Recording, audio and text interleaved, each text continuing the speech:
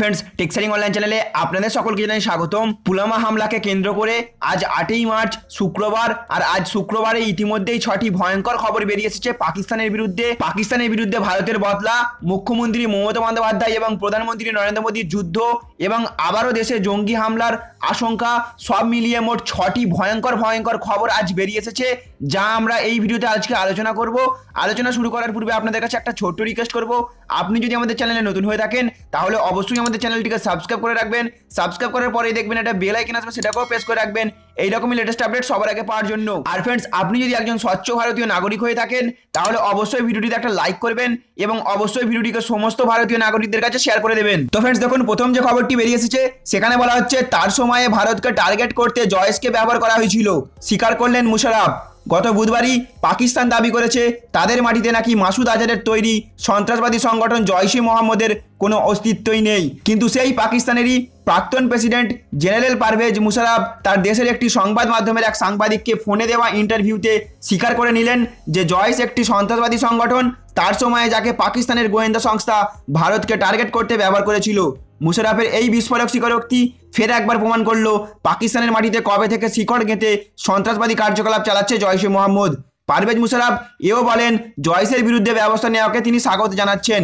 2003 সালে তাকেও জয়েশ হত্যা করার চেষ্টা করেছিল বলে দাবি করেন মুশারফ। এত কিছুর পরও তিনি নিজে কেন সব জেনেও জয়েশের বিরুদ্ধে তখন ব্যবস্থা গ্রহণ করলেন না, এই প্রশ্নের উত্তরে 1999 থেকে 2008 সাল পর্যন্ত পাকিস্তানের মসনদে বসে থাকা পারভেজ মুশারফ দাবি করেন সেই সময় ব্যবস্থা নেওয়া মুশকিল ছিল। পাকিস্তান ও ভারত দুই দেশই একে অপরকে চোরাগপ্ত আক্রমণ করছিল, একে অপরের ভূখণ্ডে বোমা ছুড়ছিল, তার দেশের গুপ্তচর সংস্থা এই নিয়ে ব্যস্ত ছিল। পারভেজের দাবি এসব কারণে জয়েশের বিরুদ্ধে তখন বিশেষ কোনো ব্যবস্থা গ্রহণ করা সম্ভব হয়নি। প্রসঙ্গত পুলওয়ামা হামলার দায় স্বীকার করা জয়শ-ই মোহাম্মদের 44 জন সদস্যকে ইতিমধ্যেই গ্রেপ্তার করেছে পাক প্রশাসন। তাহলে ফ্রেন্ডস বুঝতে পারলেন জয়শ-ই মোহাম্মদের কার্যকলাপ জানা সত্ত্বেও পাকিস্তান সরকার চুপ করেছিল। সঠিক সময়ে সঠিক ব্যবস্থা না নেওয়ার ফলে আজ আমাদের 49 জন বীর জওয়ানকে শহীদ হতে হলো। সবকিছু হয়ে যাওয়ার পর এখন গিয়ে জয়শ-ই মোহাম্মদ সংগঠনের সদস্যদের গ্রেপ্তার করছে পাকিস্তান সরকার। এদিকে পরবর্তী খবরে রাহুল গান্ধী মোদীর বিরুদ্ধে বড় তোপ দেখে বললেন মোদী পাকিস্তানের পোস্টার বয়। বিজেপি বিরোধী মহাজোটকে একাধিকবার কটাক্ষ করেছেন প্রধানমন্ত্রী নরেন্দ্র মোদী। পাক অধিকৃত কাশ্মীরে এয়ার স্ট্রাইক নিয়ে প্রশ্ন তোলায় বিরোধীদের পাকিস্তানের পোস্টার বয় পর্যন্ত বলেছেন প্রধানমন্ত্রী। আর এবার মোদীর কথা মোদীকেই ফিরিয়ে দিলেন কংগ্রেস সভাপতি রাহুল গান্ধী। তিনি বললেন আমরা নয়, মোদীই পাকিস্তানের পোস্টার বয়। পাঠানকোট বায়ুসেনা ঘাঁটিতে আক্রমণের পর প্রধানমন্ত্রী আইএসআইকে এদেশে এসে তদন্ত করার অনুমতি দেন। শুধু তাই নয়, মোদী নিজের শপথ গ্রহণ অনুষ্ঠানে নওয়াজ শরীফকে আমন্ত্রণ জানিয়েছিলেন।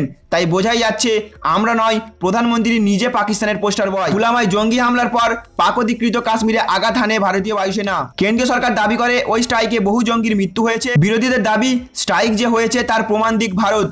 এমন কথা উঠছে তার কারণ পাকিস্তান দাবি করেছে তেমন কোনো ঘটনা ঘটেনি। এটাকে হাতিয়ার করেই মোদী একাধিকবার দাবি করেছেন বিরোধীরা পাকিস্তানের সুরে সুর মেলাচ্ছেন। বিরোধীদের বক্তব্যে লাভ হচ্ছে পাকিস্তানের, এই বক্তব্যকেই আজ খারিজ করে দিলেন রাহুল গান্ধী। তাহলে ফ্রেন্ডস বুঝতে পারলেন, আবারও রাহুল মোদীর বিরুদ্ধে বিরাট বড় তোপ দাগলেন, ঘুরিয়ে মোদীকেই পাকিস্তানের পোস্টার বয় বলে কটাক্ষ করলেন রাহুল গান্ধী। অপরদিকে মমতা বন্দ্যোপাধ্যায়ও কেন্দ্রকে তোপ দেখে বলেন নিজের জিনিস সুরক্ষিত রাখতে পারছে না কেন্দ্র, দেশ চালাবে কিভাবে। প্রতিরক্ষা মন্ত্রক থেকে রাফাল নথি চুরি যাওয়া নিয়ে কেন্দ্রের বিরুদ্ধে সরব হয়েছে বিরোধী পক্ষ। দেশ জুড়ে তামাশা চলছে, এই ঘটনাকে কটাক্ষ করে জানিয়েছিলেন মুখ্যমন্ত্রী মমতা বন্দ্যোপাধ্যায়। আজ নবান্নে একাধিক ইস্যুতে কেন্দ্রকে প্রশ্ন করার পাশাপাশি রাফাল নিয়ে ফের সুর চড়ালেন মমতা বন্দ্যোপাধ্যায়।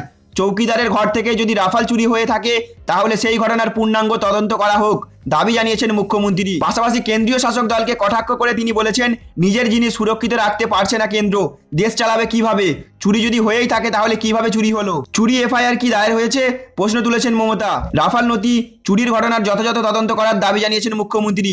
একই সঙ্গে এই গোটা ঘটনা নিয়ে কেন্দ্রীয় সরকারকে সকলের কাছে জবাব দিতে হবে জানিয়েছেন মমতা বন্দ্যোপাধ্যায়। তাহলে ফ্রেন্ডস বুঝতে পারলেন, একদিকে রাহুল তো অপরদিকে মমতা বন্দ্যোপাধ্যায় একের পর এক অভিযোগ তুলে মোদীর বিরুদ্ধে তোপ দাগতে শুরু করেছেন। লোকসভা ভোট সামনে আর তার জেরেই একে অপরের দোষ তুলে ধরছে রাজনৈতিক মহলে। আজকের সবচেয়ে বড় খবরে বলা হচ্ছে পাকিস্তানের যে কোনো হুমকির জবাব দিতে ভারত প্রস্তুত, জানালো আইএফ। ভারত পাক টেনশনের যে খুব তাড়াতাড়ি সমাধান হবে না সেই বিষয়টি যেন বারবার স্পষ্ট হয়ে উঠছে পাকিস্তানের সাম্প্রতিক কার্যকলাপে। সন্ত্রাসবাদ নিয়ে প্রথম থেকেই আন্তর্জাতিক স্তরে সমালোচিত পাকিস্তানের ভূমিকা, তার উপর পুলওয়ামা কাণ্ডের পর একঘরে পাকিস্তান ভারতের উইং কমান্ডার অভিনন্দন বর্তমানকে ফিরিয়ে দিয়ে শান্তির বার্তা দেওয়ার চেষ্টা করলেও ভারত সীমান্তে পাক সেনার মর্টার সেলিং, পাক ড্রোন থেকে পাক বিমানে ভারতের আকাশ সীমা লঙ্ঘন করে প্রবেশ অন্য বার্তায় যেন তুলে ধরছে। তবে পাকিস্তানের যে কোনো হুমকির জবাব দিতে ভারত যে প্রস্তুত তা 3 সেনাপ্রধান আগেই জানিয়ে দিয়েছিলেন। আর এবার ভারতের বায়ুসেনা বাহিনীর পক্ষ থেকে স্পষ্ট জানিয়ে দেওয়া হলো আকাশপথে শত্রুকে ধরাশায়ী করতে প্রস্তুত তারা। প্রসঙ্গত পুলওয়ামাতে আত্মঘাতী জঙ্গি হামলার পর গত 26শে ফেব্রুয়ারি পাক অধিকৃত বালাকোটে এয়ার স্ট্রাইক করে জঙ্গি ঘাঁটি গুড়িয়ে দেয় ভারতীয় বায়ুসেনা। বহু জঙ্গি নিকেশ হয় বলেও খবর পাওয়া যায়। এরপরই ভারতের আকাশসীমা লঙ্ঘন করে কখনো পাক বিমান কখনো বা পাক ড্রোন প্রবেশের চেষ্টা করে, যদিও সব ক্ষেত্রেই ব্যর্থ হয়ে যায় শত্রুপক্ষের ছক। বায়ুসেনা গুঁড়িয়ে দেয় পাক বিমান পাক ড্রোন। পাকিস্তান আবারও আকাশসীমা লঙ্ঘন করে প্রবেশের চেষ্টা করলে তাকে যোগ্য জবাব দিতে যে ভারত তৈরি তা ফের একবার জানিয়ে দেয় বায়ুসেনা। তাহলে ফ্রেন্ডস বুঝতে পারলেন, আবারও আমাদের ভারতীয় বায়ুসেনা পাকিস্তানকে হুমকি দিয়ে জানিয়ে দিয়েছেন আকাশ সীমা লঙ্ঘন করে প্রবেশের চেষ্টা করলে এবার ওদের বিরুদ্ধে যোগ্য জবাব দেবে সেনা বলে হুমকার দিয়েছেন। আজকের সবচেয়ে বড় খবরে বলা হচ্ছে ফের দেশে জঙ্গি হামলার আশঙ্কা, জারি হয়েছে হাই অ্যালার্ট। ফের দেশে জঙ্গি হামলার আশঙ্কা। পুলওয়ামা হামলা কায়দায় একইভাবে জঙ্গিরা হামলা চালাতে পারে বলে আশঙ্কা প্রকাশ গোয়েন্দাদের। আগামী 2-3 দিনের মধ্যেই এই হামলা হতে পারে। এবার জঙ্গিদের টার্গেট হতে পারে সেনা ক্যাম্পে। চুরি করা গাড়ি ব্যবহার করে আইইডি বিস্ফোরণ হতে পারে বলে জারি হয়েছে হাই অ্যালার্ট। খবর সংবাদ সংস্থা সূত্রের। গোয়েন্দা রিপোর্ট প্রকাশ হতেই ভারত পাকিস্তান সীমান্তে বিশেষ সতর্কতা জারি করা হয়েছে। যে কোনো পরিস্থিতিতে তৈরি থাকতেও নির্দেশ দেওয়া হয়েছে। বাড়ানো হয়েছে নজরদারি। ইতিমধ্যেই উপত্যকায় তল্লাশি অভিযানও শুরু হয়ে গিয়েছে। নিরাপত্তায় যাতে কোনো ফাঁক না থাকে তার ব্যবস্থাও রাখা হয়েছে। তাহলে ফ্রেন্ডস বুঝতে পারলেন, আবারও দেশে জঙ্গি হামলার আশঙ্কা রয়েছে বলে গোয়েন্দা সূত্রের খবর পাওয়া যাচ্ছে। আগামী 2-3 দিনের মধ্যেই আবারও হামলা হতে পারে গোয়েন্দা সূত্রের খবর।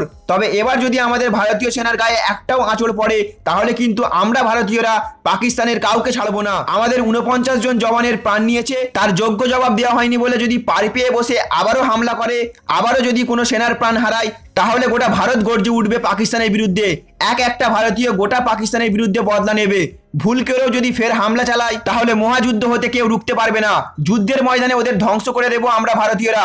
এতদিন শুধু ওরা শুনেছে পাকিস্তান ম্যাপ থেকে মুছে যাবে, এবার যদি আর একবার হামলা করে তাহলে সত্যিই ওরা ম্যাপ থেকে মুছে যাবে। রক্তের বদলে রক্ত ঝরবে।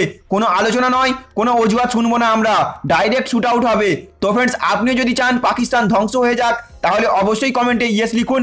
এবং ভারত সরকারের কাছে আমরা অনুরোধ করব, যেহেতু এরকম হামলার আশঙ্কা রয়েছে, সুতরাং শুধু অ্যালার্ট থাকলে হবে না, ওদের বিরুদ্ধে তৎক্ষণাৎ কোনো একটি ব্যবস্থা নেওয়া হোক, কঠোর থেকে কঠোরতম ব্যবস্থা নেওয়া হোক। তো ফ্রেন্ডস, আপনি যদি আমাদের সাথে এই বিষয়ে একমত হয়ে থাকেন তাহলে অবশ্যই কমেন্টে ইয়েস লিখবেন। এবং ফ্রেন্ডস, আপনি যদি একজন স্বচ্ছ ভারতীয় নাগরিক হয়ে থাকেন তাহলে অবশ্যই ভিডিওটিকে সমস্ত ভারতীয় নাগরিকদের কাছে শেয়ার করে সকলের মত নেবেন। জয় হিন্দ, জয় ভারত।